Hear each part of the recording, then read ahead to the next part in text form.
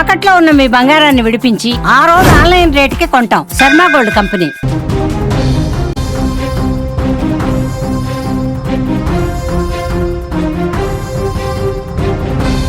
America అధ్యక్షుడు Donald Trump కి ఊహించని షాక్ ఇచ్చారు ప్రధాని మోదీ. సైలెంట్ గా తను చేయాల్సిన పని చేశాడు. ట్రంప్ లాగా బెదిరించడమో లేకుంటే ఇష్టం వచ్చినట్టు మాట్లాడడమో రోజుకొక రకంగా మాట్లాడడమో ఇలాంటి ఏం చేయలేదు. సైలెంట్ గా తానేంటో చూపించుకున్నాడు మోదీ. దెబ్బకి దిమ్మ తిరిగి ఇప్పుడు చర్చలకు వచ్చినట్టు కనపడుతుంది అధ్యక్షుడు ట్రంప్. ఆయన తెలిసిందే మనందరికీ, ఆయన రూట్ వేరు, ఆయన చెప్పిందే వేదము, నేను గీసిందే గీత అనే రకం అన్నట్టు ట్రంప్.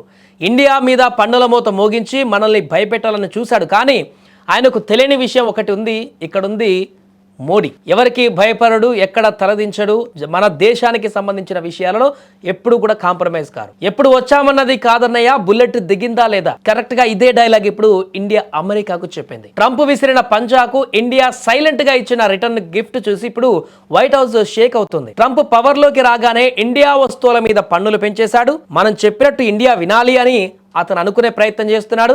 కానీ మోదీ సైలెంట్ గా ఒకే ఒక్క సంతకం పెట్టాడు. అమెరికా నుంచి వచ్చే పప్పులు కాయధాన్యాలు మీద ఏకంగా 30% పన్ను వేశారు. అక్టోబర్ 30న ఆర్డర్ పాస్ అయిపోయింది. నవంబర్ 1 నుంచి అమల్లోకి వచ్చింది. కానీ శబ్దం లేదు, హడావిడి లేదు. అచ్చం మన ఈ సినిమా ఉంటుందిగా అరవింద సమేతలో ఎన్టీఆర్ చెప్పినట్లు, కత్తి వాడడం మొదలు పెడితే కంటికి రెప్ప వేసినంత టైం కూడా పట్టదు. అంతే ఫాస్ట్గా, అంతే సైలెంట్గా డెసిషన్ తీసుకుంది భారత్. అయితే ఎప్పుడైతే ఇండియా 30% పన్ను బాంబు వేసిందో అమెరికాలో రైతుల గుండెల్లో రైళ్లు పరిగెడుతున్నాయి. ఎందుకంటే వాళ్ళ పంటను ఎక్కువగా కొనేది మనమే. ఇప్పుడు మనం కొనకపోతే వాళ్ళ పరిస్థితి ఏంటి?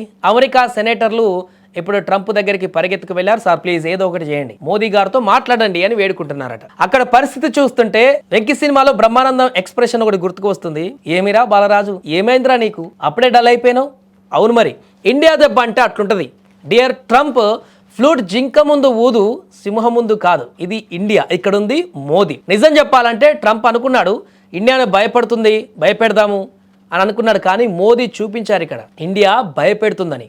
ముఖ్యంగా రైతుల కోసం అమెరికా ప్రభుత్వం దిగిరాక తప్పని పరిస్థితి కల్పించారు. ఇప్పుడు అది కూడా సుంకాలు పెంచుతాం పెంచుతాం పెంచుతాం, లేకుంటే పదే పదే ఆపరేషన్ సింధూర్ మేమే ఆపాం 100కు 10కు 100 సార్లు చెప్పుకునే ట్రంప్ చేతలు తక్కువ చెప్పుకోవడం ఎక్కువ అనేటువంటి పరిస్థితికి, అంటే మాటలతోటి ఏదో చేద్దాం అనుకున్నాడు. ఇక్కడ మోదీ మాత్రం ఒక్క మాట అనలేదు, ఒక్క మాట కూడా రివర్స్ మాట్లాడలేదు. సైలెంట్ గా ఎక్కడ కర్రు కాల్చి వాత పెట్టాలో సైలెంట్ గా తన పని తాను చేసుకుపోయాడు. తనకు మాటల ప్రచారం అవసరం లేదు, పని రిజల్ట్ కావాలన్నట్టుగానే చూపించాడు. ఆ రియాక్షన్ ఇప్పుడు అమెరికా నుంచి తీవ్రమైనటువంటి రియాక్షన్ గా మారింది.